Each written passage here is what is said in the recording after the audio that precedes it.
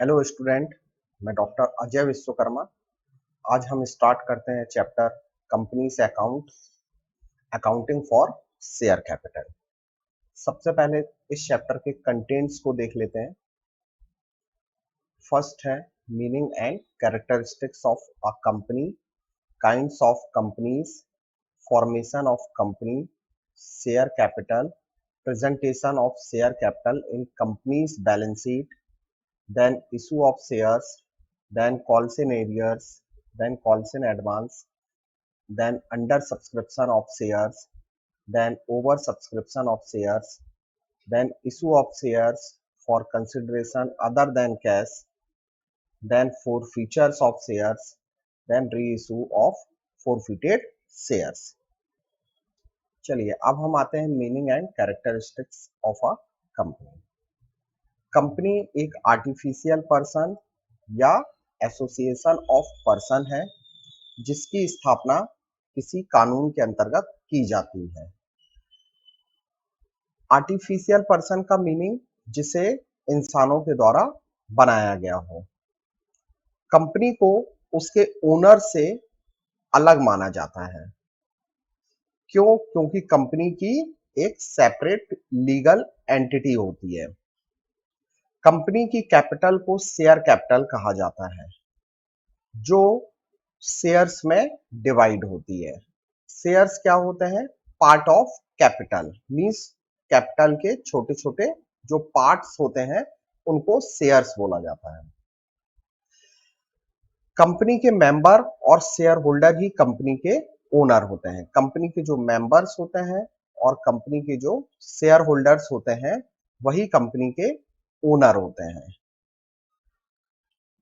किसी भी मेंबर या शेयर होल्डर के रिटायरमेंट, डेथ या इंसॉल्वेंट होने पर कंपनी के अस्तित्व पर कोई प्रभाव नहीं पड़ता है। चाहे कोई भी मेंबर कंपनी का या शेयर होल्डर्स अगर रिटायरमेंट लेता है या उसकी डेथ होती है या वो बैंकरप्ट होता है, इंसॉल्वेंट होता है, तो इससे कंपनी के अस्तित्व पर कोई इफेक्ट नहीं पड़ेगा। अब डेफिनेशन पर आते हैं। तो according to section 220 of companies act 2013 के अकॉर्डिंग कंपनी का मीनिंग मींस कंपनी वह है जो कंपनी एक्ट 2013 और इसके पहले के किसी प्रीवियस कंपनी लॉ में क्या हुई हो, इनकॉर्पोरेटेड हुई हो या तो उसका इनकॉर्पोरेशन किया गया हो, वो कंपनी की डेफिनेशन होगी। Then some important points about company. अब कौन कौन से इंपॉर्टेंट पॉइंट्स हैं कंपनी के लिए? तो फर्स्ट नंबर है कि कंपनी एक आर्टिफिशियल पर्सन है, मींस उसकी एक खुद की सेपरेट लीगल एंटिटी होगी और जो शेयर होल्डर्स होते हैं वही कंपनी के ओनर्स होते हैं जो इनडायरेक्ट तौर पर कंपनी को कंट्रोल करते हैं। Share holders he board of directors को चूज करते हैं और बोर्ड ऑफ डायरेक्टर्स जो होते हैं वही कंपनी को डायरेक्ट कंट्रोल करते हैं। कंपनी का कोई भी फिजिकल एग्जिस्टेंस मींस भौतिक अस्तित्व नहीं होता है। ये कंपनी के जो डायरेक्टर्स होते हैं उनके द्वारा ही इसे चलाया जाता है। कंपनी की एक कॉमन सील होती है, वही एक ऑफिशियल सिग्नेचर का काम करती है। अब आते हैं कि कंपनी और पार्टनरशिप में बेसिक डिफरेंस किन पॉइंट्स को लेकर है, तो वो भी समझ लेते हैं हम। मोड ऑफ फॉर्मेशन, सबसे पहले पार्टनरशिप को स्टार्ट करने के लिए हमको एक एग्रीमेंट की जरूरत होती है। ये एग्रीमेंट कंपलसरी नहीं है, ये हो भी सकता है और नहीं भी हो सकता है, लेकिन अगर आपको कोई कंपनी स्टैब्लिश करनी है तो आपको इसका रजिस्ट्रेशन कंपलसरी होगा। जो कंपनी एक्ट 2013 या इसके पहले कोई कंपनी लॉ के अंतर्गत हुआ हो। भारत में इंडियन पार्टनरशिप एक्ट 1932 इंप्लीमेंट होता है, जबकि कंपनीज के लिए 2013 का एक्ट इंप्लीमेंट होता है।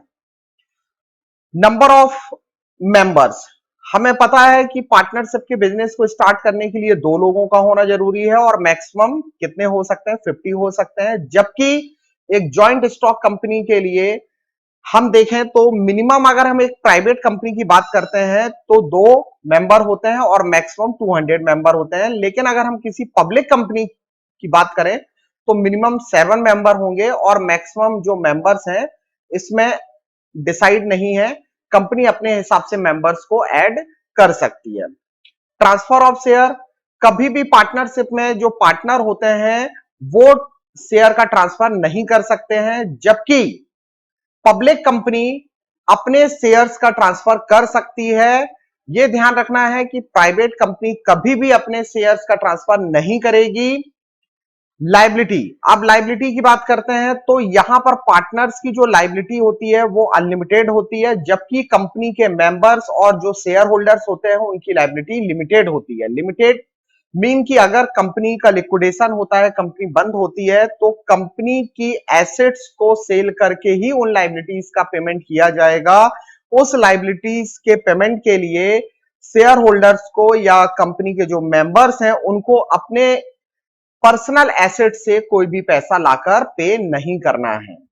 जबकि पार्टनरशिप में आपको अगर डेफिशिएंसी आती है, मींस लायबिलिटी ज्यादा हो जाती है और एसेट्स को सेल करने के बाद अमाउंट कम मिलता है, तो जितनी भी डेफिशिएंसी होती है पार्टनर्स को अपनी पर्सनल एसेट्स को सेल करके या कहीं से भी पैसा मैनेज करके वो उस लायबिलिटी का पेमेंट करना पड़ता है। इसलिए पार्टनरशिप में पार्टनर्स की लायबिलिटी अनलिमिटेड होगी, जबकि कंपनी में उसके मेंबर्स की या शेयर होल्डर्स की लायबिलिटी क्या होती है, लिमिटेड होती है। अब वाइंडिंग अप, किसी भी पार्टनरशिप फॉर्म को बंद करने के लिए कोर्ट या तो एग्रीमेंट के थ्रू बंद किया जा सकता है, जबकि कंपनी का अगर लिक्विडेशन करना है तो वो कंपनी एक्ट 2013 इसको वाइंड अप किया जा सकता है। अब आते हैं कैरेक्टरिस्टिक्स ऑफ कंपनी या फीचर्स ऑफ कंपनी। तो सबसे पहले इनकॉर्पोरेटिव कंपनी, हमें पहले भी पता है कि एक आर्टिफिशियल पर्सन है, इसका एक सेपरेट लीगल एंटिटी है, इसको एक कानून दिया जाता है, एस्टेब्लिश किया जाता है और उसी कंपनी एक्ट के थ्रू उसको क्या चलाया जाता है। सेपरेट लीगल एंटिटी सेपरेट करता है किसको, मेंबर्स को कंपनी से, कि मींस कंपनी अलग है और उसके मेंबर अलग हैं। लिमिटेड लायबिलिटी, कंपनी की हमेशा लायबिलिटी लिमिटेड होगी। परपेचुअल एग्जिस्टेंस, कहने का मतलब यह हुआ कि अगर किसी भी मेंबर की डेथ होती है या कोई मेंबर इंसॉल्वेंट होता है या कोई मेंबर आ रहा है, कोई मेंबर जा रहा है, तो उससे कंपनी के बिजनेस पर कोई इफेक्ट नहीं पड़ेगा। ट्रांसफर ऑफ शेयर, यह ध्यान रखना है कि कोई भी पब्लिक कंपनी अपने शेयर्स का ट्रांसफर कर सकती है, लेकिन रेस्ट्रिक्शन किसके लिए है, सिर्फ प्राइवेट कंपनी के लिए। प्राइवेट कंपनी कभी भी अपने शेयर्स का ट्रांसफर अपने मेंबर्स को नहीं कर सकती है। Then separation of management from ownership, share holders ही क्या होते हैं, कंपनी के ओनर होते हैं। अब यही ओनर क्या करते हैं, कंपनी को मैनेज करते हैं, वो चूज करते हैं एक रिप्रेजेंटेटिव को और उस रिप्रेजेंटेटिव को बोला जाता है डायरेक्टर ऑफ अ कंपनी, और यही डायरेक्टर क्या करता है, उस कंपनी का पूरा होल मैनेजमेंट देखता है। कॉमन सील होती है कंपनी की, जो एक ऑफिशियल सिग्नेचर का काम करती है। अब हम आते हैं kinds of companies. There are 3 types of company. First is one person company, second is private company, third is public company. One person company means जिसमें एक मेंबर होता है, एक से ज्यादा मेंबर यहां पर अलाउ नहीं होते हैं। ये कंपनी को स्टार्ट करने के लिए कोई भी इंडिया का सिटीजन या रेसिडेंट ऑफ इंडिया इसको स्टार्ट कर सकता है। एक से ज्यादा मेंबर जो होंगे वो एलिजिबल नहीं होंगे 1% कंपनी के लिए। इनका जो पेड अप कैपिटल है वो 50 लाख रुपए से ज्यादा नहीं होना चाहिए। इनका एनुअल टर्नओवर 2 करोड़ रुपए से ज्यादा नहीं होना चाहिए। 1% कंपनी कभी भी जब अपना नाम यूज करेगी तो उसको ब्रैकेट में 1% कंपनी वर्ड लिखना कंपलसरी है। अब हम बात करते हैं प्राइवेट कंपनी की। तो प्राइवेट कंपनी कभी भी अपने मेंबर्स को शेयर्स का ट्रांसफर नहीं कर सकती है, ये ध्यान रखना है हमको। एक प्राइवेट कंपनी के लिए मिनिमम 2 और मैक्सिमम 200 मेंबर्स कंपलसरी हैं। ये किसी भी पब्लिक को अपने शेयर्स को बेचने के लिए इनवाइट नहीं कर सकती, ये ध्यान रखना है कि ये अपने शेयर्स कभी भी अगर मार्केट में सेल करने की बात हो तो ये मार्केट में अपने शेयर्स इशूड नहीं कर सकती है, मींस पब्लिक को इनवाइट नहीं कर सकती है। इसके लिए टोटल रेस्ट्रिक्शन लगा हुआ है। मिनिमम इनको पेड अप कैपिटल अपनी आर्टिकल ऑफ एसोसिएशन में शो करना पड़ेगा कि इनका मिनिमम पेड अप कैपिटल कितना है। ये कंपनियां अपने नाम के पीछे प्राइवेट लिमिटेड वर्ड यूज करेंगी। अब बात करते हैं पब्लिक कंपनी की। तो पब्लिक कंपनी वो है जो प्राइवेट कंपनी नहीं है, मींस ये अपने मेंबर्स को क्या कर सकती हैं, शेयर का ट्रांसफर कर सकती हैं। इनके लिए मिनिमम कितने मेंबर्स होना चाहिए, 7, और मैक्सिमम मेंबर्स की कोई लिमिट नहीं है। मिनिमम पेड अप कैपिटल इनको भी अपने प्रिस्क्राइब करना पड़ेगा कि minimum paid up capital in companies की कितनी है। जनरल पब्लिक को अपने शेयर्स को खरीदने के लिए क्या कर सकती है, इनवाइट कर सकती है। कंपनी उनको अपने शेयर इशूड कर सकती है। और ये जब अपना नाम यूज करेंगी तो लास्ट में सिर्फ लिमिटेड वर्ड यूज करेंगी। Private company private limited word use करेगी। 1% कंपनी लास्ट में 1% कंपनी वर्ड यूज करेगी। पब्लिक कंपनी लास्ट में लिमिटेड वर्ड यूज करेगी। अब हम तीनों पर डिफरेंस देख लेते हैं। 1% company, then private company, then public company.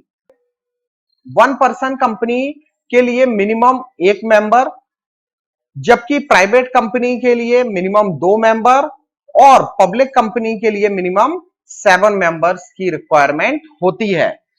इसके लिए मैक्सिमम और मिनिमम दोनों ही क्या होंगे, 1 होंगे, जबकि इसके लिए मैक्सिमम कितने हो सकते हैं, 200 हो सकते हैं। और यहां पर मैक्सिमम मेंबर्स की कोई लिमिट नहीं है। ट्रांसफर ऑफ शेयर यहां एप्लीकेबल नहीं होगा, या कि कोई भी प्राइवेट कंपनी अपने शेयर्स को ट्रांसफर नहीं कर सकती है। यहां कोई भी रेस्ट्रिक्शन नहीं है, पब्लिक कंपनी अपने शेयर्स को का ट्रांसफर कर सकती है। Preparation of article of association, यहां पर यह ध्यान रखना है कि स्पेशल आर्टिकल ऑफ एसोसिएशन की रिक्वायरमेंट होती है, जबकि यहां आर्टिकल ऑफ एसोसिएशन कंपलसरी होता है। पब्लिक कंपनी के लिए आर्टिकल ऑफ एसोसिएशन का होना जरूरी नहीं है। अगर किसी पब्लिक कंपनी के पास आर्टिकल ऑफ एसोसिएशन ना हो तो वो table F of companies act shall apply हो सकता है। नंबर ऑफ डायरेक्टर्स, यहां पर मिनिमम कितने डायरेक्टर होंगे, 1 डायरेक्टर हो सकते हैं, और मैक्सिमम कितने हो सकते हैं, 15 हो सकते हैं। जबकि प्राइवेट कंपनी के लिए minimum 2 directors, maximum 15 directors. Public company के लिए मिनिमम 3 डायरेक्टर्स और मैक्सिमम 15 डायरेक्टर्स होने चाहिए। पब्लिक डिपॉजिट, ये बिल्कुल भी नहीं ले सकते पब्लिक का पैसा, ये भी नहीं ले सकते पब्लिक का कोई भी डिपॉजिट, ये ले सकते हैं। अब बात करते हैं नेम।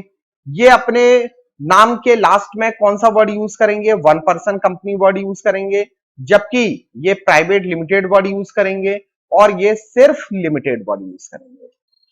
अब आते हैं फॉर्मेशन ऑफ कंपनी। कंपनी को स्टार्ट करने के लिए 4 प्रोसेस होती हैं, 4 स्टेजेस होती हैं। First is promotion, second is incorporation, third is subscription of capital, and last commencement of business. अब बात करते हैं हम प्रमोशन की। कंपनी की आइडेंटिफिकेशन से लेकर कंपनी के फॉर्मेशन तक की जितनी भी एक्टिविटी होती है वो सब की सब एक्टिविटी प्रमोशन के अंतर्गत आती है। प्रमोटर ही वह व्यक्ति होता है जो कंपनी के फॉर्मेशन से लेकर उसकी आइडेंटिफिकेशन तक के जितने भी कार्य होते हैं, जितने भी वर्क होते हैं, ये काम करता है प्रमोटर। प्रमोटर ही पूरे डॉक्यूमेंट्स को अरेंज करता है, कंपनी के लिए आइडिया लेकर वही आता है, कंपनी के लिए जितने भी रिसोर्सेस की जरूरत होती है वो सब रिसोर्स को कलेक्ट करने का काम उसी प्रमोटर का होता है। प्रमोशन मींस कंपनी को स्टार्ट करने की जो इनिशियल स्टेज है वही प्रमोशन है। अब आते हैं इनकॉर्पोरेशन। इनकॉर्पोरेशन का मीनिंग होता है कंपनी को स्टार्ट करना। तो कंपनी स्टार्ट कैसे होगी? कंपनी को स्टार्ट करने के लिए सबसे इंपॉर्टेंट है कंपनी का रजिस्ट्रेशन, कि कंपनी का रजिस्ट्रेशन होना कंपलसरी है। अब रजिस्ट्रेशन होना कहां पर कंपलसरी है? तो उसके लिए कंपनीज एक्ट 2013 या इसके पहले किसी कंपनी लॉ में कंपनी का रजिस्ट्रेशन होना कंपलसरी है। कंपनी के रजिस्ट्रेशन के लिए कुछ मिनिमम डॉक्यूमेंट्स होते हैं, जैसे मेमोरेंडम ऑफ एसोसिएशन होता है, आर्टिकल ऑफ एसोसिएशन होता है और कुछ फीस लगती है। ये डॉक्यूमेंट्स और साथ में फीस लेकर हम कहां पर रजिस्ट्रार ऑफ कंपनी में जाकर अप्लाई कर सकते हैं और वहां से इनकॉर्पोरेशन का सर्टिफिकेट ले सकते हैं। अब सब्सक्रिप्शन ऑफ कैपिटल की बात करते हैं। सब्सक्रिप्शन ऑफ कैपिटल का मीनिंग होता है कि जब हमें इनकॉर्पोरेशन का सर्टिफिकेट मिल जाता है तो सबसे बड़ी प्रॉब्लम आती है कंपनी के लिए कि उसको कैपिटल की रिक्वायरमेंट कहां से फुलफिल हो, वो कैपिटल कहां से आए। तो ये कंपनी पब्लिक को अपने शेयर्स क्या करती हैं, इशूड करके कैपिटल अरेंज कर सकती हैं, लेकिन प्राइवेट कंपनी को छोड़कर कोई भी पब्लिक कंपनी अपने शेयर्स को इशूड कर सकती है और वो जनता से क्या ले सकती है, कैपिटल ले सकती है और अपनी कैपिटल को की जो रिक्वायरमेंट है उसको फुलफिल कर सकती है। बस उसको सेबी के पास प्रोस्पेक्टस की एक कॉपी पहुंचानी पड़ती है और ये काम करेगी सिर्फ पब्लिक कंपनी। प्राइवेट कंपनी कभी भी अपने शेयर्स का ट्रांसफर नहीं कर सकती है पब्लिक को। अब आते हैं प्रोस्पेक्टस पर। तो इनकॉर्पोरेशन का जब सर्टिफिकेट मिल जाता है ना, तो उसके बाद सबसे बड़ी प्रॉब्लम किसकी है, कैपिटल का अरेंजमेंट, कि कैपिटल कहां से अरेंज हो। तो कैपिटल को अरेंज करने के लिए ये कंपनी इनवाइट करती है पब्लिक को और उसके लिए वो इशूड करती हैं क्या, शेयर्स। तो शेयर्स की पूरी डिटेल कहां मिलेगी? शेयर्स की पूरी डिटेल मिलती है इन प्रोस्पेक्टस में। इस प्रोस्पेक्टस के थ्रू ही कंपनी अपने शेयर्स को इशूड करती हैं और पूरी टर्म्स और कंडीशन जो शेयर से रिलेटेड होती है, कैपिटल से रिलेटेड होती है, वो पब्लिक को देकर इंफॉर्म करती हैं। किसके थ्रू? प्रोस्पेक्टस के थ्रू। अब ये बहुत बड़ी प्रॉब्लम आती है जब कंपनी प्रोस्पेक्टस इशूड करती है तो कंपनी को कैपिटल की रिक्वायरमेंट है।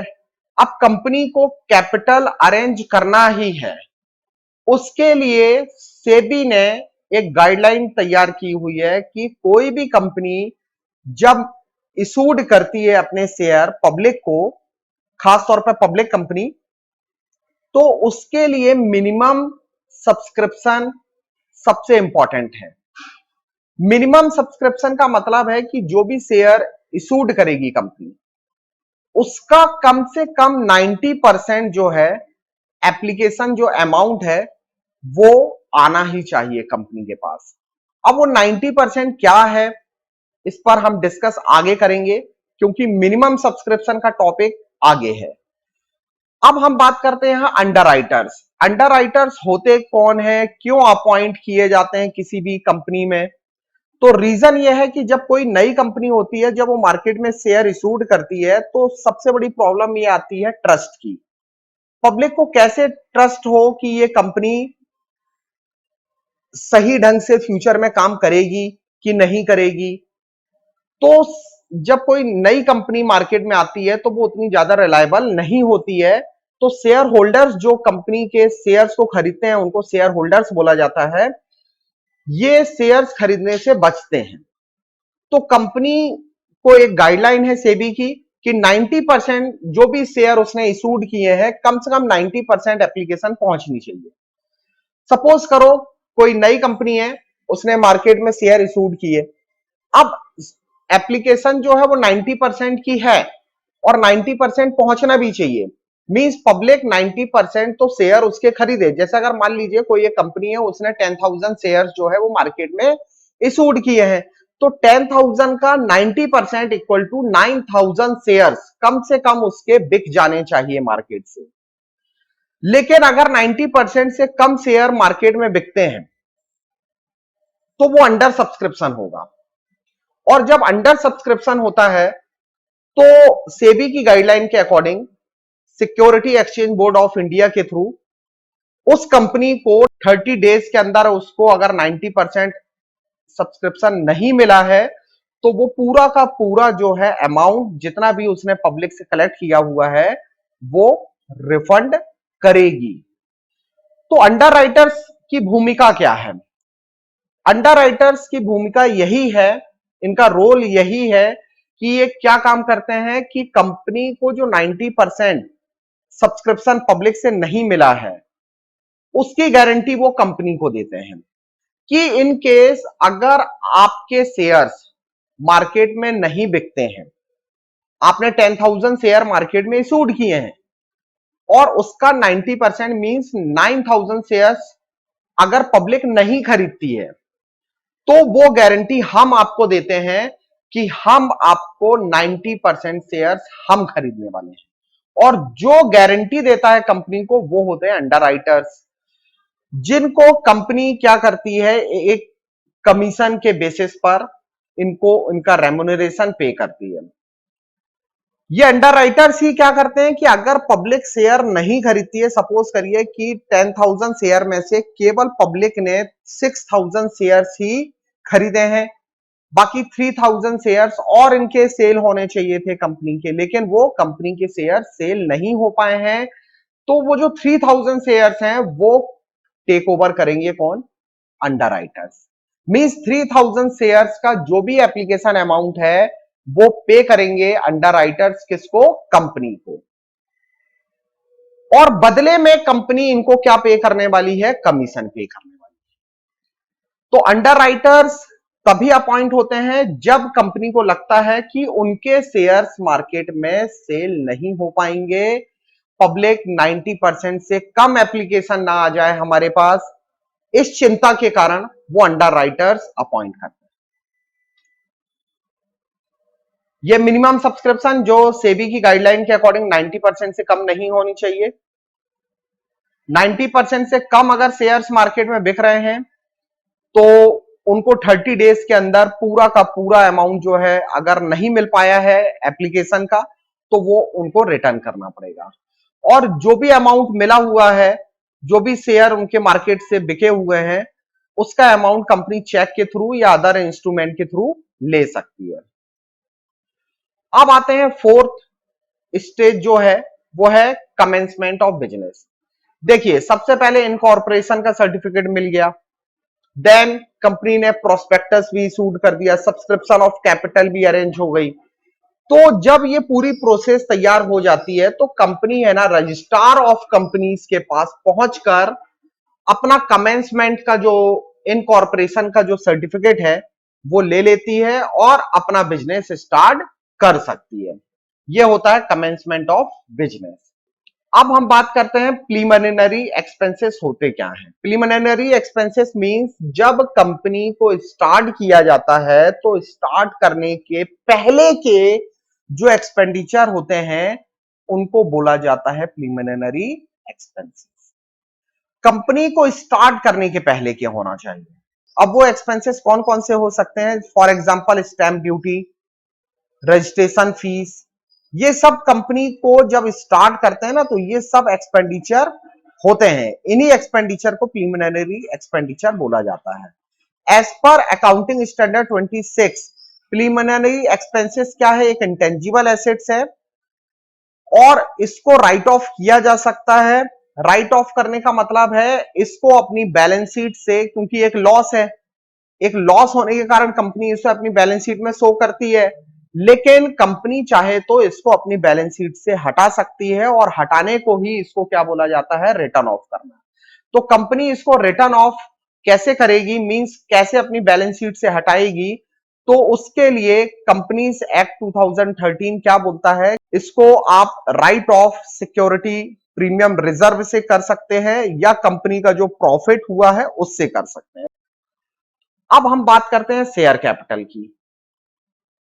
शेयर कैपिटल, जब कंपनी को कैपिटल की रिक्वायरमेंट होती है, या तो वो कंपनी खुद बढ़ा सकती है, या तो वो कंपनी शेयर्स को मार्केट में इशूड करके कैपिटल पब्लिक से ले सकती है। जो शेयर्स होते हैं वो एक्चुअल में क्या होते हैं, कैपिटल के छोटे छोटे पार्ट्स होते हैं, जिनकी एक नॉमिनल वैल्यू होती है, जो कैपिटल के अरेंजमेंट में जिनका एक इंपॉर्टेंट रोल होता है। कंपनी को जितनी भी कैपिटल की रिक्वायरमेंट है, divided by number of shares से डिवाइड करने के बाद हम क्या निकाल सकते हैं, उनकी नॉमिनल वैल्यू निकाल सकते हैं। अब नॉमिनल वैल्यू क्या होती है, जैसे फॉर एग्जांपल हम यहां पर हमने एक एग्जांपल लिया हुआ कि जैसे कंपनी की शेयर कैपिटल है 5 लाख रुपीस। अब यहां पर कंपनी ने ना इस 5 लाख रुपीस की कैपिटल को अरेंज करने के लिए क्या किया है, पब्लिक को शेयर इशूड किए हैं। तो अब पब्लिक को कितने शेयर इशूड करें, 5 लाख रुपीस अगर हमें पब्लिक से कैपिटल चाहिए है तो हमें बताना पड़ेगा ना कि हमने कितने शेयर मार्केट में इशूड किए हैं। तो हम क्या कर रहे हैं, 5 लाख रुपीस की कैपिटल को हमने डिवाइड कर दिया, 50,000 शेयर्स बता दिए, और एक शेयर की वैल्यू हमने क्या रख ली है, 10 रुपीस रख ली है। मींस की 50,000 शेयर हम पब्लिक को इशूड कर रहे हैं एट द रेट 10 के हिसाब से, मल्टीप्लाई अगर हम करते हैं तो हमें 5 लाख रुपीस पब्लिक से मिल जाएगा। 50,000 शेयर्स होंगे कंपनी के पास, एक शेयर की वैल्यू कंपनी क्या बता रही है, 10 रुपीस बता रही है। तो 50,000 का जब मल्टीप्लाई हम करेंगे किसमें, 10 में, तो इक्वल टू क्या आ जाएगा, 5 लाख। तो अगर हमारे 50,000 शेयर्स मार्केट में पूरे के पूरे सेल हो जाते हैं, तो ये समझ जाइए 10 रुपीस ईच के हिसाब से पब्लिक हमको 5 lakh rupees as a capital देगी। शेयर्स को खरीदने वाले जो होंगे वो शेयर होल्डर्स होते हैं, या उन्हीं को कंपनी क्या बोलती है, मेंबर्स भी बोलती है, जिनको प्रॉफिट में से कोई पार्ट मिलता है, जिसको बोला जाता है डिविडेंड। डिविडेंड क्या होता है, पार्ट ऑफ प्रॉफिट होता है, जो कि कंपनी अपने शेयर होल्डर्स को प्रोवाइड करती है।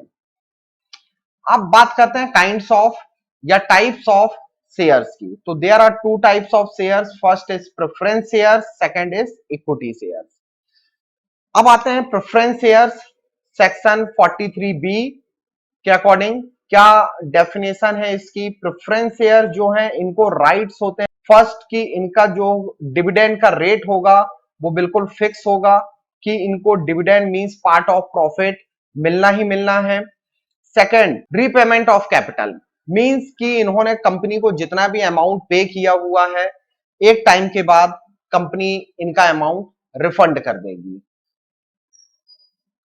टाइप्स ऑफ प्रेफरेंस शेयर की बात करें तो फर्स्ट है cumulative preference share. Cumulative preference share का मीनिंग ये होता है कि इन केस, क्योंकि शेयर्स पर कंपनी क्या पे करती है, डिविडेंड पे करती है। डिविडेंड क्या होता है, पार्ट ऑफ प्रॉफिट होता है। अब सपोज करिए प्रेफरेंस शेयर्स को खरीदने वाले जो व्यक्ति होंगे वो होंगे प्रेफरेंस शेयर होल्डर।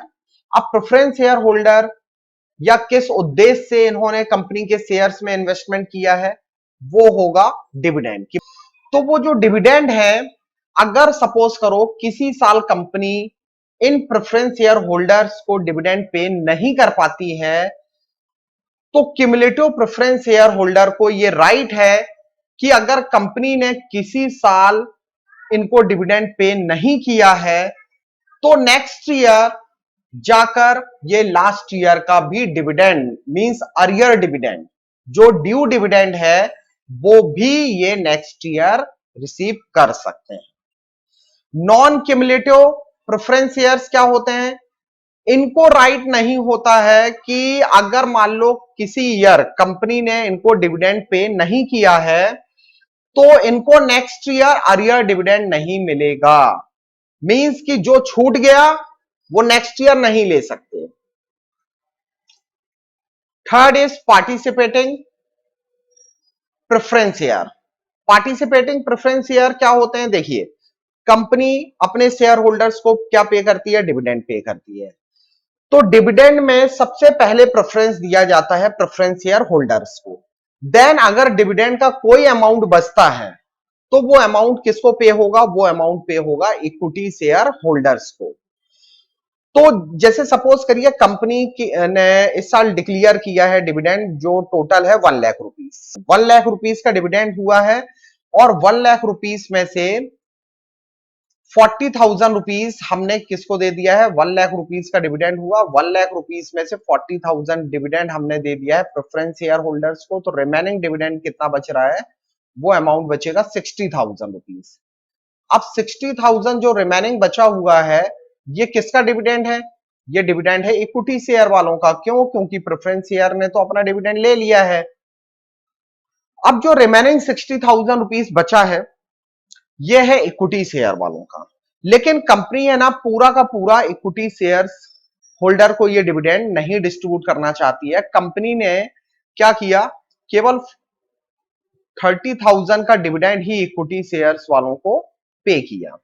तो 30,000 और अगर हम लेस कर दें तो अब रिमेनिंग डिविडेंड कितना बच रहा है? वो बच रहा है 30,000। तो जो रिमेनिंग डिविडेंड में जिनको डिविडेंड लेने का राइट है वो होते हैं पार्टिसिपेटिंग प्रेफरेंस शेयर्स। मींस कहने का यह है कि पहले तो ये अपना जो भी इनको राइट है प्रेफरेंस शेयर डिविडेंड लेने का वो सबसे पहले ले लेंगे। जो रिमेनिंग अमाउंट बचेगा उसमें से डिविडेंड लेंगे कौन? Equity share holder. Equity share holders को डिविडेंड मिलने के बाद रिमेनिंग अमाउंट बच रहा है डिविडेंड का 30,000। इस 30,000 में जिनको शेयर मिलता है डिविडेंड का उनको बोला जाता है participating preference shares. Non participating preference shares में वाला डिविडेंड ले लो आप, लेकिन इस वाले अमाउंट पर आपको कोई डिविडेंड नहीं मिलेगा। रिमेनिंग अमाउंट जो बच रहा है डिविडेंड का उसमें इनको कोई भी राइट नहीं है कि उस अमाउंट में इनको कोई डिविडेंड मिले।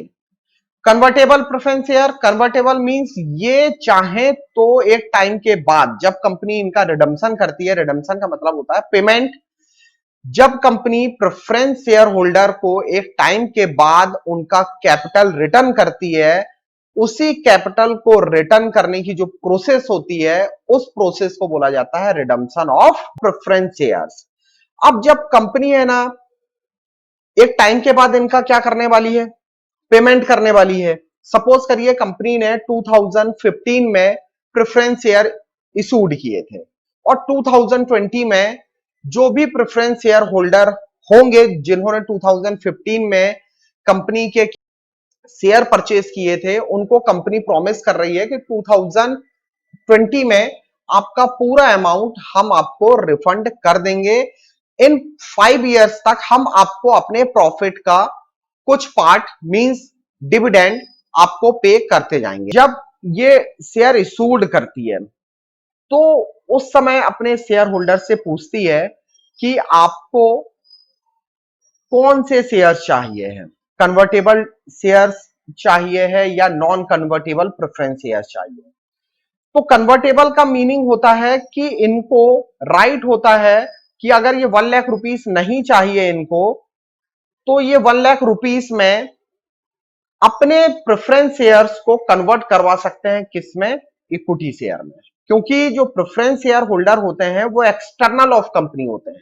नॉन कन्वर्टेबल प्रेफरेंस शेयर्स क्या होते हैं? जिनको राइट नहीं होता है कि वो कभी भी अपने शेयर्स को इक्विटी शेयर्स में कन्वर्ट करवाएं। मींस उनको अगर उन्होंने 1 लाख रुपीस 2015 में कंपनी को पे किया है और कंपनी ने प्रॉमिस किया है कि 5 इयर्स के बाद हम आपका क्या करेंगे? 1 लाख रुपीस रिटर्न कर देंगे, तो उस 1 लाख रुपीस को ही रिटर्न किया जाएगा। उस 1 लाख रुपीस के बदले में कोई भी नए इक्विटी शेयर्स उनको नहीं मिलेंगे, इसलिए इनको नॉन कन्वर्टेबल प्रेफरेंस शेयर्स बोला जाता है। अब हम बात करते हैं रिडीमेबल प्रेफरेंस शेयर और उसके बाद है इरिडीमेबल प्रेफरेंस शेयर। रिडीमेबल का मतलब होता है इनका टाइम पीरियड है ना फिक्स होता है कि जब कंपनी ये शेयर इशूड करती है और जो भी पब्लिक ये वाले शेयर्स को परचेस करती है तो शेयर होल्डर्स को कंपनी ये बोलती है कि आपका पैसा एक टाइम पीरियड के बाद हम आपको पे कर देंगे, और जब तक हम आपका ये पैसा अमाउंट पे नहीं कर रहे हैं तो उतने टाइम पीरियड तक हम अपने प्रॉफिट का कुछ पार्ट एज अ डिविडेंड हम आपको पे करेंगे। तो रिडीमेबल प्रेफरेंस शेयर्स का टाइम पीरियड क्या होता है, फिक्स होता है, जबकि इरिडीमेबल प्रेफरेंस शेयर का जो होता है वो टाइम पीरियड फिक्स नहीं होता है। कंपनी ने अगर एक बार ये वाले शेयर इशूड कर दिए तो इनका पैसा कंपनी कब लौटाती है, जब कंपनी बंद होने की पोजीशन पर आ जाए तभी कंपनी ये पैसा रिफंड करती है। लेकिन कंपनीज एक्ट 2013 में अब कोई भी कंपनी इरिडीमेबल प्रेफरेंस शेयर्स को इशूड नहीं कर सकती है। ये गाइडलाइन आ चुकी है कि अब कोई भी कंपनी इरिडीमेबल प्रेफरेंस शेयर्स को इशूड नहीं कर सकती है। क्यों? क्योंकि ऐसे में शेयर होल्डर्स का पैसा काफी समय तक कंपनी के पास फंस जाता है। अब हम बात करते हैं इक्विटी शेयर्स क्या होते हैं। देखिए, कंपनी जब अपने शेयर्स को इशूड करती है तो वो कितने तरीके के शेयर इशूड करती है, दो तरीके के। फर्स्ट होता है इक्विटी शेयर और दूसरा होता है प्रेफरेंस शेयर। इक्विटी शेयर्स को खरीदने वाला जो भी व्यक्ति होगा वो इक्विटी शेयर होल्डर होता है, और यही इक्विटी शेयर होल्डर ही कंपनी का सही मायने में ओनर होता है। लेकिन ओनरशिप तो इनको मिल जाती है, इनको वोटिंग राइट भी मिल जाता है, लेकिन इनका जो डिविडेंड होता है मींस पार्ट ऑफ प्रॉफिट वो क्या होता है, अनसर्टेन होता है। मींस कि प्रेफरेंस शेयर्स को डिविडेंड पे करने के बाद अगर कोई अमाउंट बचता है तो ही इक्विटी शेयर होल्डर्स को वो डिविडेंड का अमाउंट मिलेगा, और अगर इनकेस कोई अमाउंट नहीं बचता है तो प्रेफरेंस शेयर होल्डर्स को डिविडेंड नहीं दिया जाएगा। अब हम आते हैं इनके डिफरेंसेस पर, preference shares and equity shares. Right to dividend, जैसा कि अभी बताया कि प्रेफरेंस शेयर होल्डर्स को पहले डिविडेंड मिलेगा, मतलब इनको प्रायोरिटी होती है किसकी, डिविडेंड की। किसके पहले मिलता है इनको, इनको मिलता है इक्विटी शेयर होल्डर्स के पहले डिविडेंड। जबकि इक्विटी शेयर होल्डर्स को क्या होता है, प्रेफरेंस शेयर होल्डर्स को डिविडेंड पे करने के बाद अगर कोई अमाउंट बचता है तो फिर इनको मिलता है। रेट ऑफ डिविडेंड, इनका रेट ऑफ डिविडेंड क्या है, बिल्कुल फिक्स है, जबकि इनका रेट ऑफ डिविडेंड जो है अनसर्टेन होता है, कोई निश्चित नहीं है कि वो अमाउंट मिल ही जाए। Earlier of dividend means cumulative जो प्रेफरेंस शेयर्स होते हैं, अगर किसी ईयर कंपनी ने इनको डिविडेंड पे नहीं किया है तो नेक्स्ट ईयर ये डिविडेंड ले सकते हैं, जबकि इक्विटी शेयर होल्डर्स को ये राइट नहीं होता है कि इन केस अगर किसी ईयर इनको डिविडेंड नहीं मिला है तो इनको राइट नहीं है कि इनको उस ईयर डिविडेंड मिले। Voting rights, preference share holders को वोटिंग राइट्स नहीं होता है, जबकि यही कंपनी के ओनर होते हैं तो इनको वोटिंग राइट्स मिलता है। अब बात करते हैं कन्वर्टेबल। कन्वर्टेबल जो प्रेफरेंस शेयर्स होते हैं वो अपने प्रेफरेंस शेयर्स को कन्वर्ट करवा सकते हैं इक्विटी शेयर्स में, जबकि इक्विटी शेयर होल्डर्स को ये राइट नहीं होता है कि वो अपने इक्विटी शेयर्स को प्रेफरेंस शेयर्स में कन्वर्ट करवा सकें। रिडम्पशन, रिडम्पशन का मतलब है एक टाइम के बाद पेमेंट। प्रेफरेंस शेयर होल्डर्स को एक टाइम के बाद पेमेंट कर दिया जाएगा। वो टाइम पीरियड कंपनी डिसाइड करती है कि 1 ईयर के बाद पेमेंट करना है, 2 ईयर के बाद पेमेंट करना है या 5 ईयर के बाद पेमेंट करना है। जबकि इक्विटी शेयर होल्डर्स का टाइम पीरियड फिक्स नहीं होता है, क्योंकि अगर हमने ओनर्स का ही रिडम्पशन कर दिया मींस उनको पैसा रिटर्न करके लौटा दिया तो ये समझ जाइए कंपनी हो जाएगी बंद। तो इसलिए इक्विटी शेयर होल्डर्स का जो अमाउंट है वो कभी भी रिफंड या उनका रिडम्पशन नहीं किया जाता है। अब आते हैं कि जब कंपनी अपने शेयर्स को मार्केट में इशूड करती है तो कौन कौन सी कंडीशन होती हैं शेयर को इशूड करने की, तो दो कंडीशन होती है। चाहे तो कंपनी अपने शेयर होल्डर्स को लमसम अमाउंट पर शेयर इशूड कर सकती है, और चाहे तो अपने शेयर होल्डर्स को वो इंस्टॉलमेंट की फैसिलिटी दे सकती है। लमसम का मीनिंग है कि जैसे सपोज करिए कंपनी का एक शेयर होल्डर है ए, ये कंपनी के शेयर्स को परचेज करना चाहता है, कंपनी के 1000 शेयर्स को परचेज करना चाहता है और एक शेयर की वैल्यू है 100 रुपीज। तो अगर हम ये देखें 100 से मल्टीप्लाई करते हैं अगर हम, तो ये कंपनी को 1 लाख रुपीज पे करेगा। अगर ये कंपनी को 1 लाख रुपीज वन टाइम में पे करता है तो इसी को बोला जाता है लमसम, कि 1 लाख रुपीज की कैपिटल कंपनी को लमसम मिल गई, किससे? ए से। अब आते हैं इंस्टॉलमेंट। अब कोई शेयर होल्डर जिसके पास 1 लाख रुपीज एक बार में पे करने के लिए नहीं है, लेकिन वो कंपनी के शेयर्स में इन्वेस्टमेंट करना चाहता है, तो फिर कंपनी से वो इंस्टॉलमेंट की फैसिलिटी ले सकता है।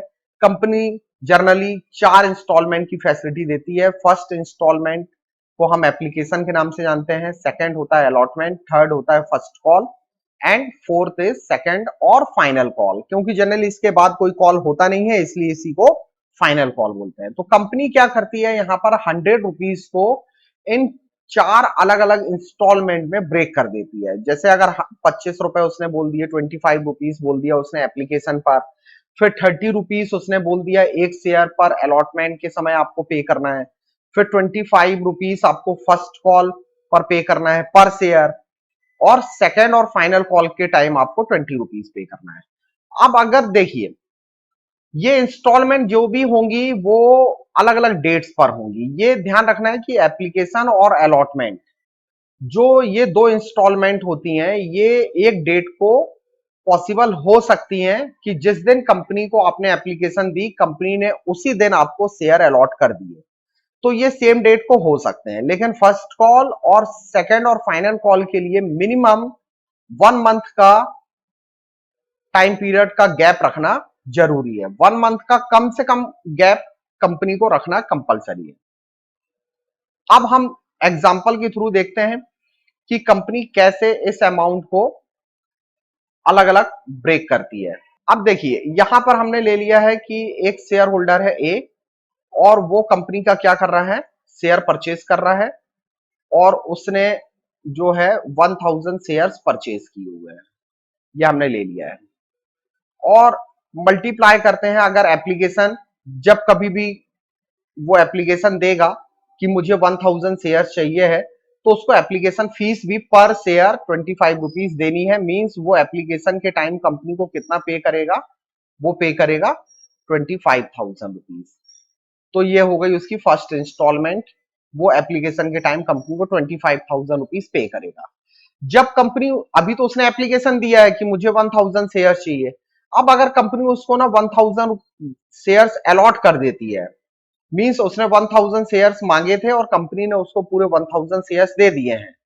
अगर अलॉट कर दिए हैं तो ये मान लीजिए कि अलॉटमेंट फीस भी उसको पे करनी पड़ेगी जो 30 रुपीज एक शेयर पर है। तो अलॉटमेंट पर वो 30,000 रुपीज पे करेगा। फिर उसके बाद कंपनी कॉल करेगी कि अब आपको फर्स्ट कॉल का अमाउंट पे करना है, तो उसके बाद 1000 शेयर्स हैं, तो 1000 shares into 25 equal to again वो 25,000 रुपीज कंपनी को पे करेगा जो भी डेट होगी उस डेट पर। तो ऐसे करके कंपनी अलग अलग डेट्स पर इंस्टॉलमेंट प्रोवाइड कर देती है। सेम यही प्रोसीजर होगा फाइनल कॉल पर, 1000 शेयर्स होंगे, मल्टीप्लाई होगा 20 से, तो ये अमाउंट आ जाएगा 20,000। तो 1 लाख रुपीज टोटल पे करना था उसको, 100 इंटू 1000, तो उसने 4 अलग अलग इंस्टॉलमेंट में कंपनी को पे कर दिया। अब आते हैं types of share capital. Company की जो शेयर कैपिटल होती है वो कितने टाइप्स में डिवाइड है, तो चलिए हम इनको वन बाय वन समझते हैं। सबसे पहली जो कैपिटल होती है वो होती है ऑथोराइज शेयर कैपिटल, जिसको नॉर्मल कैपिटल भी बोलते हैं। इसी को रजिस्टर्ड शेयर कैपिटल भी बोला जाता है। रजिस्टर्ड इसलिए बोला जाता है क्योंकि ये रजिस्ट्रार ऑफ कंपनीज के पास जाकर रजिस्टर्ड करवाई जाती है। अगर आपको कोई कंपनी स्टार्ट करनी है तो रजिस्ट्रार ऑफ कंपनीज के पास जाकर आपको memorandum of association, article of association और जो फीस है वो लेकर आपको रजिस्ट्रार ऑफ कंपनी के पास पहुंचना होगा, जहां पर आपको बताना होगा कि आप कितने रुपए से अपनी कंपनी को स्टार्ट करना चाहते हैं।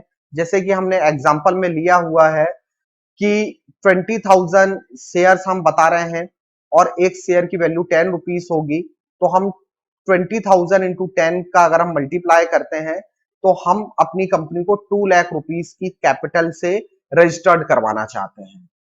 तो ये रजिस्टर्ड शेयर कैपिटल ये हो गई कि अगर इतनी कैपिटल एक बार रजिस्टर्ड हो गई है, इसको बढ़ाया और कम भी किया जा सकता है, लेकिन अगर हमने ये मान लिया है कि 2 लाख रुपीस से अगर कंपनी रजिस्टर्ड हुई है तो इससे ज्यादा अभी कंपनी मार्केट में शेयर इशूड नहीं कर सकती है, मींस इससे ज्यादा पब्लिक से पैसा नहीं ले सकती है।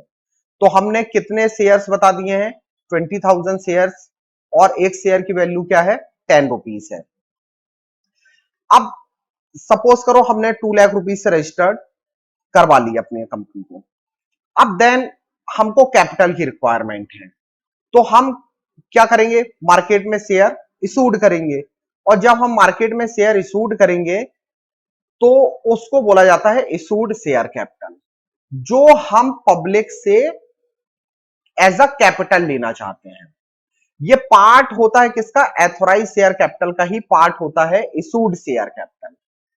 जैसे सपोज करो हमने रजिस्टर्ड कराया 20,000 शेयर्स, तो हम 20,000 शेयर से ज्यादा शेयर है ना मार्केट में इशूड नहीं कर सकते, तो हमने कितने शेयर मार्केट में इशूड किए हैं, 15,000। हम चाहे तो पूरे 20,000 इशूड कर सकते हैं, लेकिन हमने एग्जांपल में क्या लिया है, 15,000 शेयर्स हमने मार्केट में इशूड किए, और एक शेयर की वैल्यू क्या रखी है हमने, 10 रुपीस रखी है। तो हम मल्टीप्लाई अगर करते हैं तो हमें, अगर ये पूरे शेयर्स हमारे मार्केट में बिक जाते हैं, मींस पब्लिक इनको खरीद लेती है, तो हमें पब्लिक से 1,50,000 रुपीस की कैपिटल मिल जाएगी।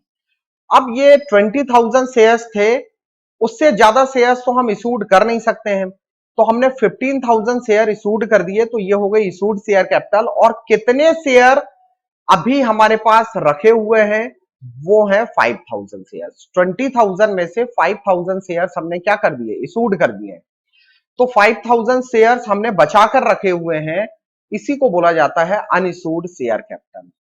अनइशूड शेयर कैपिटल क्या हुई, 5,000 शेयर्स हुए और एक शेयर की वैल्यू क्या है, 10 है, तो मल्टीप्लाई करने के बाद ये 5 लाख रुपीस, सॉरी 50,000 रुपीस आ गया। अब बात करते हैं सब्सक्राइब शेयर कैपिटल और unsubscribe share capital. Subscribe share capital और अनसब्सक्राइब शेयर कैपिटल क्या होता है, ये पार्ट होते हैं किसके, इशूड शेयर कैपिटल के पार्ट होते हैं। देखिए हमने 15,000 शेयर इशूड करने के लिए पब्लिक को इनवाइट किया, लेकिन पब्लिक ने ना सिर्फ 15,000 शेयर्स में से 12,000 शेयर्स ही क्या किए हैं, खरीदे हैं। मींस हमारे पास एप्लीकेशन कितनी आई है, सिर्फ 12,000 शेयर्स की ही आई हुई है। इसका यह मतलब है कि पब्लिक केवल 12,000 शेयर्स खरीदना चाहती है, बाकी 3,000 शेयर्स हमारे पब्लिक ने नहीं खरीदे हैं। और जो शेयर पब्लिक नहीं खरीदती है उसी को बोला जाता है अनसब्सक्राइब शेयर कैपिटल। तो 12,000 शेयर्स बिक गए और एक शेयर की वैल्यू क्या रखी हमने, 10, तो मल्टीप्लाई अगर हम करते हैं तो 1,20,000 रुपीस के शेयर्स हमारे मार्केट में बिक चुके हैं। अब हमें पब्लिक 1,20,000 रुपीस पे करेगी। कितने के शेयर्स नहीं बिके, 3,000 शेयर्स, 10 रुपए के हिसाब से 30,000 रुपए के शेयर्स जो है वो हमारे नहीं बिक पाए हैं, और जो शेयर नहीं बिक पाते हैं उन्हीं को बोला जाता है अनसब्सक्राइब शेयर कैपिटल।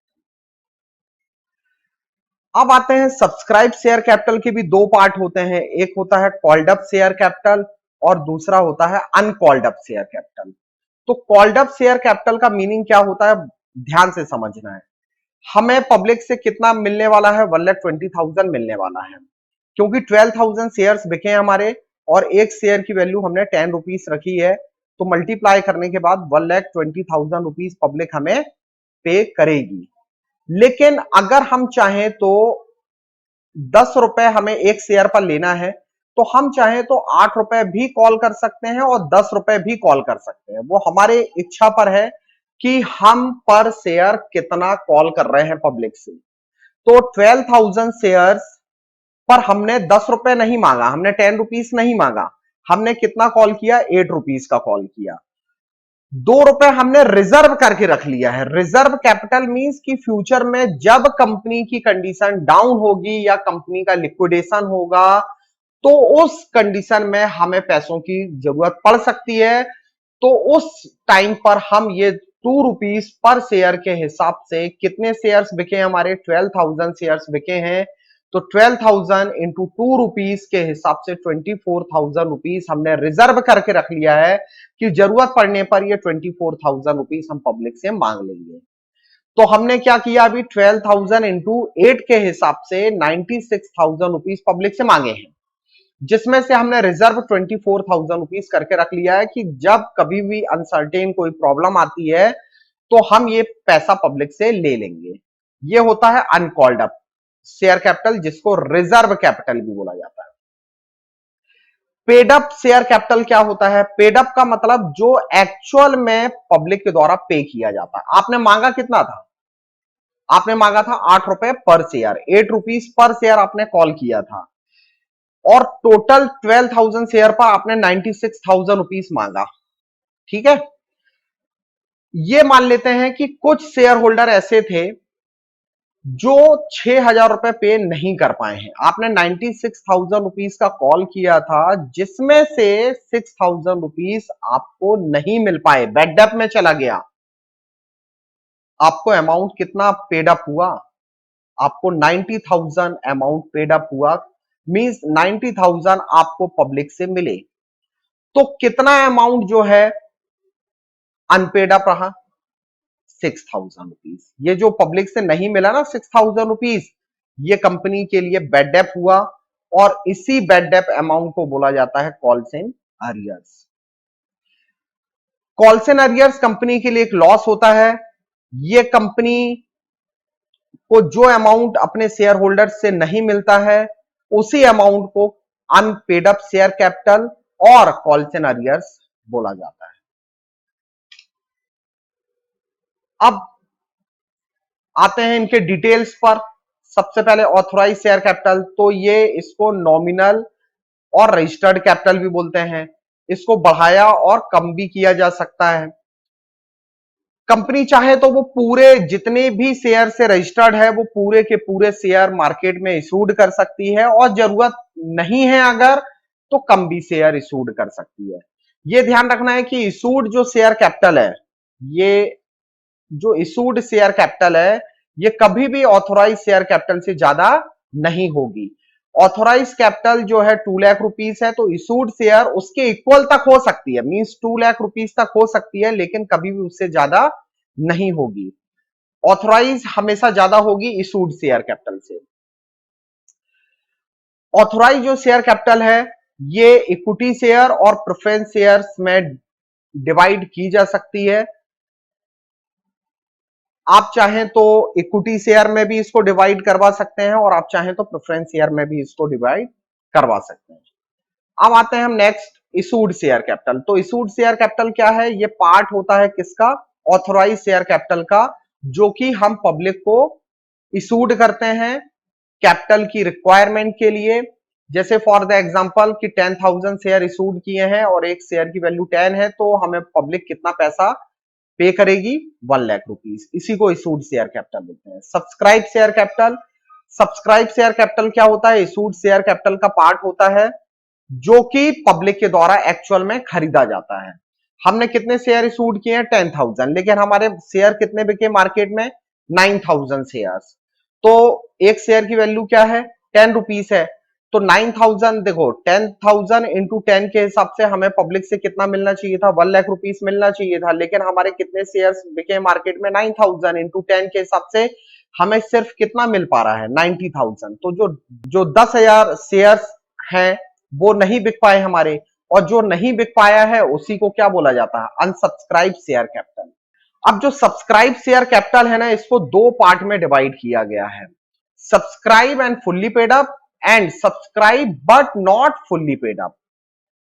अब समझते हैं पहले हम subscribe and fully paid up. When the entire nominal face value of share is called by the company and also paid by the share holder. कहने का मतलब कि जितना पैसा कंपनी ने कॉल किया वो अगर पूरा का पूरा अमाउंट कंपनी को मिल जाता है तो वही capital subscribed and fully paid up capital होती है। फॉर एग्जाम्पल, कंपनी ने 10,000 शेयर इशूड किए, 10 के हिसाब से कंपनी अगर इन दोनों का मल्टीप्लाई करती है तो 1 लाख रुपीस मिलना चाहिए था किससे? अपने शेयर होल्डर से। अगर कंपनी को ये 1 लाख रुपीस पूरा का पूरा अपने शेयर होल्डर से मिल जाता है तो यही कैपिटल क्या होती है? Subscribe and fully paid up capital कहलाती है, जिसका डिस्क्रिप्शन आप देख रहे हो कैसे करते हैं हम। सब्सक्राइब कैपिटल है subscribe and fully paid up capital 10,000 shares at the rate 10 के हिसाब से कितना शो किया जा रहा? 1 लाख रुपीस। इसका मतलब है कि ऐसी कैपिटल जो हमने पब्लिक से मांगी थी और पब्लिक के द्वारा पूरी की पूरी पे कर दी गई है, वो होती है subscribe and fully paid up. अब आते हैं second, subscribe but not fully paid up. Not fully paid up में भी दो कंडीशन बनेगी। पहली कंडीशन है when the company has called up entire nominal value of share but few shareholders have not paid the called up amount। कहने का मतलब call सिनेरियर कि कंपनी ने 10,000 शेयर इशूड किए, 10 के हिसाब से मल्टीप्लाई करने के बाद कंपनी को टोटल अमाउंट कितना मिलना चाहिए था? 1 लाख रुपीस अपने शेयर होल्डर से मिलना चाहिए था, लेकिन कंपनी को 500 शेयर्स पर 4 रुपीस पर शेयर अमाउंट नहीं मिला है। एक्सेप्ट मतलब इनको छोड़कर यह अमाउंट नहीं मिला है। तो आप यहां पर ध्यान देना कि 10,000 शेयर्स कंपनी ने इशूड किए हैं, 10 रुपीस ईच के हिसाब से कंपनी को टोटल कितना अमाउंट मिलना चाहिए था? 1 लाख रुपीस। लेकिन उसमें से 500 शेयर्स जिसके पास हैं, जिस शेयर होल्डर्स के पास हैं ये 500 शेयर, वो कंपनी को 4 रुपीस पर शेयर के हिसाब से मींस 500 इंटू 4 का अगर हम मल्टीप्लाई करते हैं तो 2,000 रुपीस पे नहीं कर रहा है। तो अब हम इसको कंपनी की बैलेंस शीट के डिस्क्रिप्शन में कैसे शो करेंगे? सबसे पहले सब्सक्राइब कैपिटल, तो subscribe and fully paid up की बात करते हैं पहले, क्योंकि subscribe and fully paid up कितने हो गए? 10,000 शेयर इशूड किए थे, जिसमें से 500 शेयर्स को अगर हम छोड़ दें, 10,000 शेयर इशूड किए थे जिसमें से अगर हम 500 शेयर्स पर कोई अमाउंट नहीं मिल पा रहा है 500 शेयर्स पर, तो उसको अगर हम हटा दें तो 9,500 शेयर ऐसे हैं जिन पर पूरा 10 रुपीस कंपनी को मिल चुका है।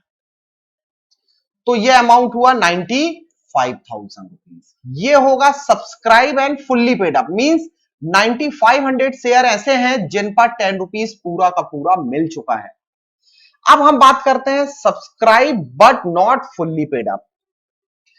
500 शेयर पर हमें 10 रुपीस के हिसाब से इन पर पूरा अमाउंट नहीं मिल पा रहा है। 500 इंटू 10 के हिसाब से मिलना अमाउंट कितना चाहिए था? उन पर हमें उनसे मिलना चाहिए था 5,000 रुपीस, लेकिन कॉल्सन अरियर आ जाने के कारण, कॉल्सन अरियर मतलब ये अमाउंट कंपनी का बैड डेप हो जाने के कारण ये अमाउंट नहीं मिला है। 500 शेयर पर 4 रुपीस पर शेयर के हिसाब से 2,000 रुपीस कंपनी को नहीं मिला है। तो 5,000 रुपीस चाहिए था हमें, जिसमें से 2,000 रुपीस नहीं मिला है, तो कंपनी को टोटल 3,000 रुपीस मिला है, जबकि मिलना चाहिए था 5,000, मिला है 3,000। इसलिए इसको बोला जाता है subscribe but not fully paid up. तो टोटल फुल्ली पेड अप हो गया 95,000 और subscribe but not fully paid up हो गया 3,000। तो टोटल अमाउंट जो कंपनी की बैलेंस शीट के डिस्क्रिप्शन में शो की जाएगी वो होगी 98,000। अब हम इसकी बी कंडीशन पर आते हैं, when the company has not called up the entire nominal value of share.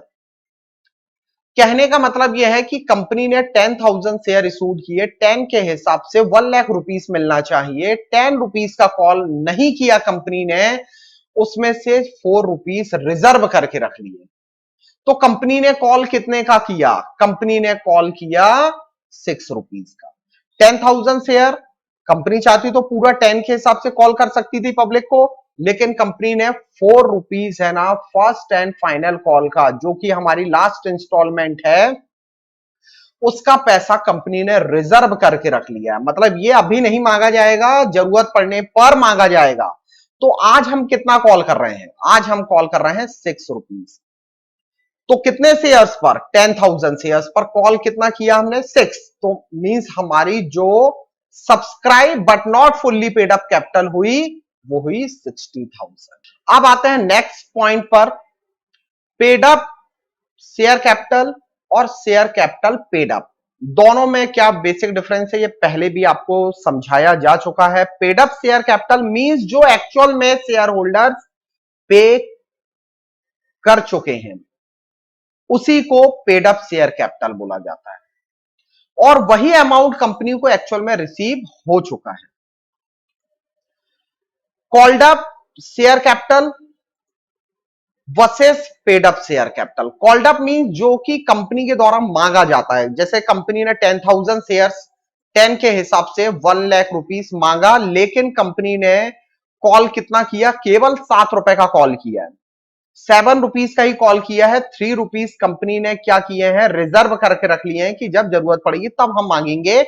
₹10 के शेयर पर कंपनी कॉल कर रही है, मात्र ₹7, तो ₹3 उसने रिजर्व करके रख लिए हैं। तो अगर 10,000 का 7 से मल्टीप्लाई करें तो ये होता है ₹70,000, जो होगा कॉल्ड अप शेयर कैपिटल। अब पेड अप शेयर कैपिटल का मीनिंग है कि जो ₹7 का हम कॉल कर रहे हैं, क्या ये ₹7 पूरा का पूरा पब्लिक पे कर दे रही है या कम पे कर रही है? तो यहां पर इलस्ट्रेशन पर आते हैं हम, उसमें लिखा है कि ₹4 जो है वो पे कर दे रहा है। तो ₹7 का कॉल किया था, ₹4 मिल गया है। अब ₹4 जो मिल गया है वही क्या है? एक्चुअल में पेड अप अमाउंट है। तो 10,000 शेयर्स इंटू ₹4 के हिसाब से मल्टीप्लाई करने के बाद जो अमाउंट आया ₹40,000, वही पेड अप शेयर कैपिटल है। Authorise share capital and issued share capital के डिफरेंस पर आ रहे हैं हम। तो ऑथोराइज शेयर कैपिटल क्या है? ये मेमोरेंडम ऑफ एसोसिएशन में कंपलसरी शो करना जरूरी है हर कंपनी को, जबकि इशूड कैपिटल जो है ये ऑथोराइज शेयर कैपिटल का पार्ट होता है। कितने शेयर हमने पब्लिक को इशूड किए हैं। Determination of amount means present और फ्यूचर में कितने पैसे की रिक्वायरमेंट है, उसके हिसाब से इसका अमाउंट क्या किया जा सकता है? चेंज किया जा सकता है। इसको बढ़ाया भी जा सकता है और कम भी किया जा सकता है। ये इशूड शेयर कैपिटल हमेशा प्रेजेंट रिक्वायरमेंट पर, कि कितनी कैपिटल की प्रेजेंट में जरूरत है, उतने शेयर्स पब्लिक को इशूड किए जाते हैं। Closure of memorandum of association, memorandum of association में ऑथोराइज शेयर कैपिटल को डिस्क्लोज किया जाता है, जबकि इशूड शेयर कैपिटल को मेमोरेंडम ऑफ एसोसिएशन में डिस्क्लोज करने की जरूरत नहीं है। ऑथोराइज शेयर कैपिटल हमेशा ज्यादा होगी किससे? इशूड शेयर कैपिटल से, और जबकि इशूड शेयर कैपिटल हमेशा ऑथोराइज शेयर कैपिटल से कम होगी, या उसके इक्वल तक हो सकती है लेकिन उससे ज्यादा नहीं होगी। अब आते हैं नेक्स्ट पॉइंट हमारा, रिजर्व कैपिटल, और इसी को अनकॉल्ड अप शेयर कैपिटल बोलते हैं। रिजर्व कैपिटल का मीन ये होता है कि कंपनी जितना अमाउंट, जितना भी फेस वैल्यू या नॉमिनल वैल्यू ऑफ शेयर होता है, उसमें से जितना अमाउंट कॉल करती है, और जो अमाउंट कॉल नहीं करती है वही रिजर्व होता है। जैसे सपोज करो ₹10 का एक शेयर है, कंपनी ने मात्र ₹7 का कॉल किया, ₹3 कंपनी ने रिजर्व करके रख लिए हैं, फ्यूचर में मांगेंगे। जब फ्यूचर में जरूरत होगी तो मांगा जाएगा, उसी को बोला जाता है रिजर्व कैपिटल और अनकॉल्ड अप शेयर कैपिटल। अब आते हैं हम कैपिटल रिजर्व। तो कैपिटल रिजर्व कैपिटल प्रॉफिट से बनता है। फॉर एग्जांपल, अगर किसी कंपनी ने कोई भी फिक्स्ड एसेट्स को सेल किया है प्रॉफिट पर, तो उस प्रॉफिट को कैपिटल रिजर्व बोला जाता है।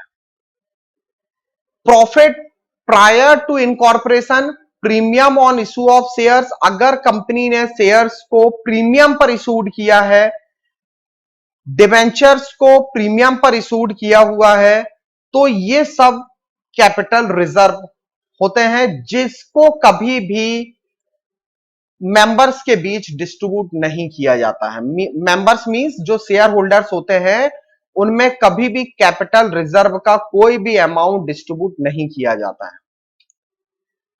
अब दोनों में डिफरेंस किन किन पॉइंट्स पर है, मीनिंग को समझते हैं। तो रिजर्व कैपिटल मींस जिसको अनकॉल्ड अप शेयर कैपिटल भी बोलते हैं, और कैपिटल रिजर्व, तो part of uncalled up capital which can not be called, means ऐसा पैसा जो अभी तक हमने पब्लिक से कॉल नहीं किया है, वो है रिजर्व कैपिटल।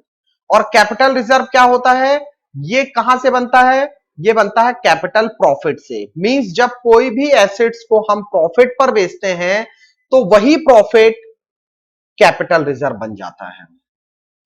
अब ये मैंडेटरी जो है, इसको बनाना जरूरी नहीं है, जबकि अगर कैपिटल प्रॉफिट हुआ है तो ये जरूरी है कि इसका रिजर्व बनाया ही जाएगा।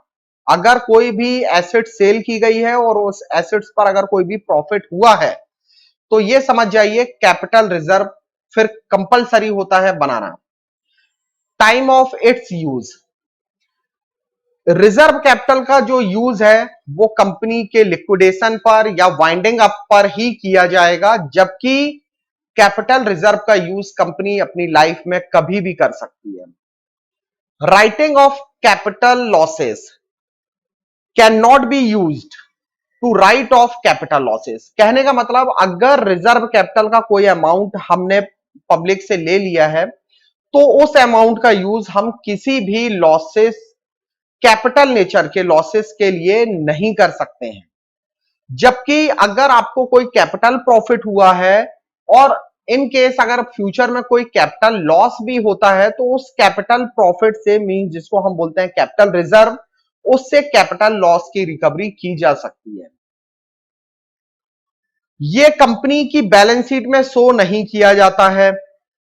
रिजर्व कैपिटल कभी भी कंपनी की बैलेंस शीट में शो नहीं किया जाएगा, जबकि कैपिटल रिजर्व को कंपनी की बैलेंस शीट में रिजर्व एंड सरप्लस जो सब हेड है, उसमें कंपनी इसको शो करती है। अब आते हैं हम बैलेंस शीट पर।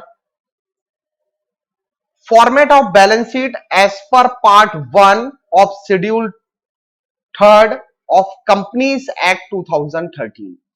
कंपनीज एक्ट 2013 जब से इंप्लीमेंट हुआ है, तब से कंपनी की जो बैलेंस शीट का फॉर्मेट है वो टोटली चेंज कर दिया है। अब इसको वर्टिकल फॉर्म में ही पूरा का पूरा अरेंज किया जाता है, जिसमें दो साइड होती है। फर्स्ट साइड होती है इक्विटी एंड लायबिलिटी, जो लायबिलिटी साइड होती है आपकी। देन इसमें 4 मेजर हेड होते हैं। फर्स्ट शेयर होल्डर्स फंड होगा, second share application money pending allotment होगी, थर्ड होगा non current liability, and fourth होगा current liability. Share holders fund में कितने सब हेड हैं? 3 सब हेड हैं। शेयर कैपिटल पहला सब हेड होगा इसका। ये हमारा, क्योंकि पूरा चैप्टर शेयर कैपिटल के ऊपर है, तो हमें इसी सब हेड की पूरी इंफॉर्मेशन होनी चाहिए इस चैप्टर में।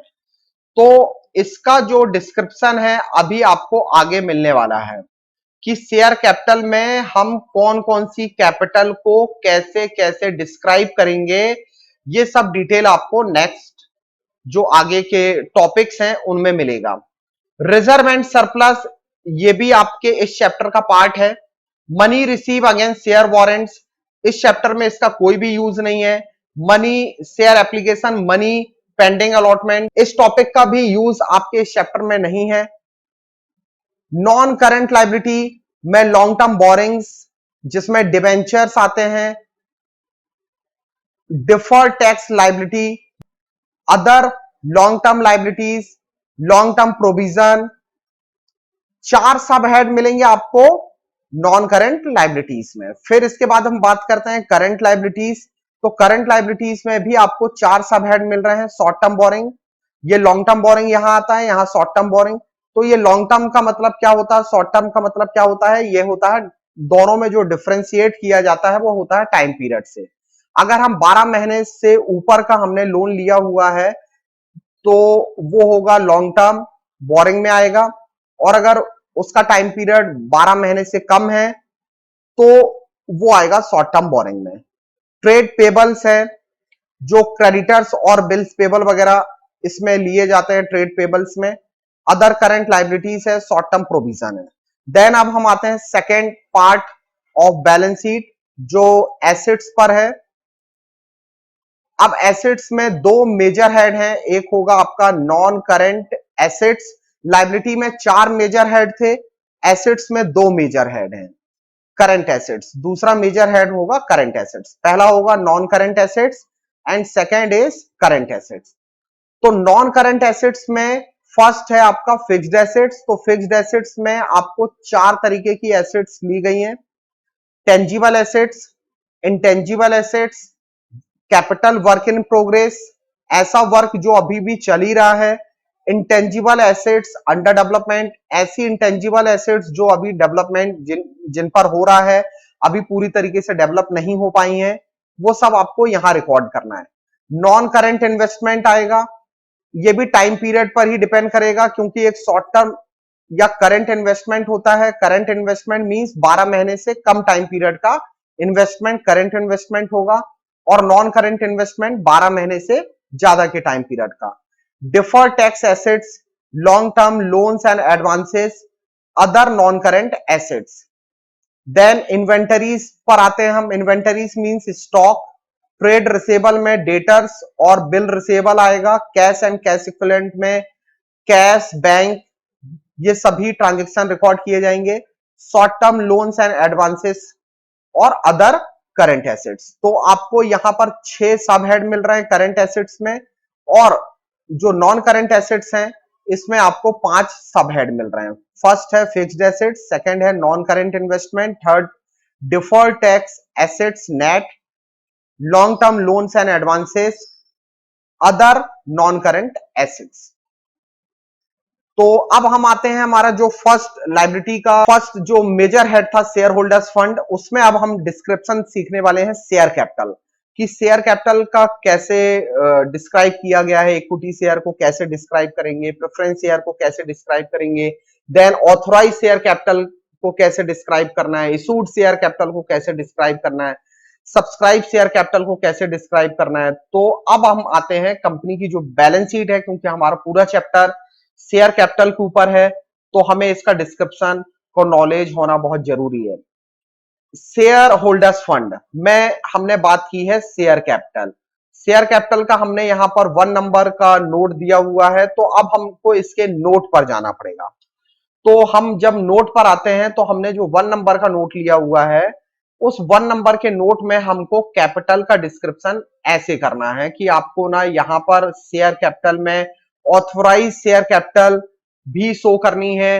अब authorise share capital equity share में भी हो सकती है, प्रेफरेंस शेयर में भी हो सकती है। जितने भी नंबर ऑफ शेयर्स होंगे और जो भी शेयर की वैल्यू होगी उससे मल्टीप्लाई करने के बाद जो भी अमाउंट बनेगा वो आपको अमाउंट के कॉलम में लिखना है। ऑथराइज शेयर कैपिटल को डिस्क्राइब करने के बाद हम आते हैं issued share capital. Issued means authorise share capital का वो पार्ट जो पब्लिक को एक्चुअल में इशूड किया गया है। तो जितने भी शेयर पब्लिक को इशूड किए गए हैं, चाहे वो इक्विटी शेयर्स हो या प्रेफरेंस शेयर्स हो, और वो ईच कितने का है, मल्टीप्लाई करने के बाद जो भी अमाउंट आएगा वो आपको बाहर लिखना है।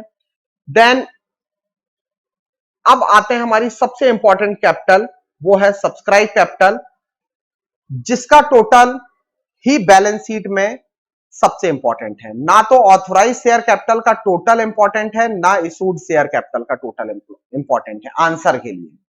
आंसर के लिए हमें सिर्फ सब्सक्राइब शेयर कैपिटल का टोटल ही हमारे लिए सबसे इंपॉर्टेंट है। सब्सक्राइब शेयर कैपिटल में 2 कैपिटल आती हैं, subscribe and fully paid up, मतलब पूरा का पूरा जितना हमने अमाउंट मांगा वो पूरा का पूरा अमाउंट हमको अपने शेयर होल्डर से मिल गया। और सेकंड होगा subscribe but not fully paid up, कि हमने जो अमाउंट मांगा लेकिन उसमें से या तो हमने कोई अमाउंट रोक लिया है या तो कोई अमाउंट शेयर होल्डर्स के द्वारा पे नहीं किया गया है। तो दोनों कैपिटल को आपको यहां डिस्क्राइब करना है। अब जितने भी शेयर्स हमारे पब्लिक ने खरीदे हैं, अगर हमने इक्विटी शेयर इशूड किए थे तो इक्विटी शेयर्स पब्लिक खरीदेगी, और अगर हमने प्रेफरेंस शेयर इशूड किए हैं तो प्रेफरेंस शेयर्स पब्लिक खरीदेगी। जो भी शेयर की वैल्यू होगी मल्टीप्लाई करने के बाद जो भी अमाउंट आएगा वो होगा subscribe and fully paid up. अगर पब्लिक ने पूरा पैसा पे कर दिया है तो वो आपको नोट करना है। Then subscribe but not fully paid up की अगर हम बात करें तो जो भी शेयर्स होंगे, जो भी उनका अमाउंट होगा, मल्टीप्लाई करने के बाद आपको अंदर के कॉलम में लिखना है। इसमें जो अमाउंट आपको नहीं मिला है, जो कि शेयर होल्डर्स ने पे नहीं किया है, वो अमाउंट यहां से माइनस कर देंगे, क्योंकि उससे आपकी कैपिटल क्या हो जाएगी, कम हो जाएगी। देन वो अमाउंट इसमें प्लस करना है जो फोरफिटेड शेयर से आया हुआ है। अब ये फोरफिटेड शेयर्स क्या होते हैं इसका आपको डिटेल है ना आगे मिलेगा। तो अभी तो बस आपको यह ध्यान रखना है कि फोरफिटेड शेयर का कोई भी amount subscribe but not fully paid up share capital में प्लस कर देना है, क्योंकि इस अमाउंट से आपकी कैपिटल बढ़ जाए। Thank you. अगर आपको वीडियो पसंद आया हो तो लाइक कीजिएगा और चैनल को सब्सक्राइब कीजिएगा।